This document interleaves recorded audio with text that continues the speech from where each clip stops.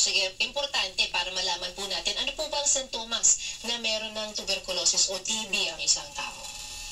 So, marami pong simptomas actually ang tuberculosis. So, pwede po yan magkaroon tayo ng number 1, pangangayayat.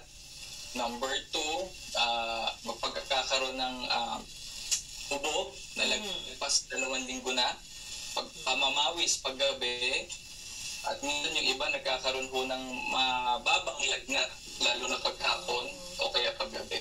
Pero ang pinaka-common na finding sa mga taong may tuberculosis ay ubo na lagpas 2 linggo na.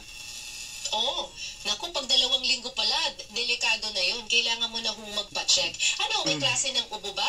Maplema o parang malalim yung ubo?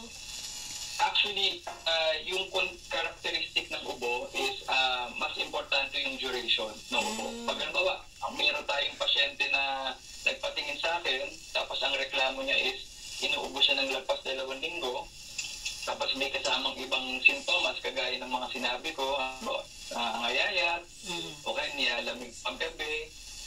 Minsan yung mga kahit dry na ubo, minsan makating ubo, pero pag halimbawa, lagpas 2 linggo na, kailangan lagi nating isipin na baka itong taong to ay may tuberculosis. Kung lalo na kung number 1, ito nga senior, tapos mayroon pang ibang karamdaman na nagpe-predispose sa kanya na kapitan ng TB.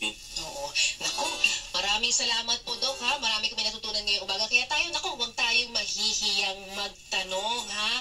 Thank you po, Dr. Marco Gil Vera Cruz, ang ating pong Pinoy MD na pulmonologist. Pero kung gusto nating i-check kay Doc, ha? Check po natin kay Doc. Saan po ba kayo mahahanap, Doc Marco? Ako, may clinic po ako sa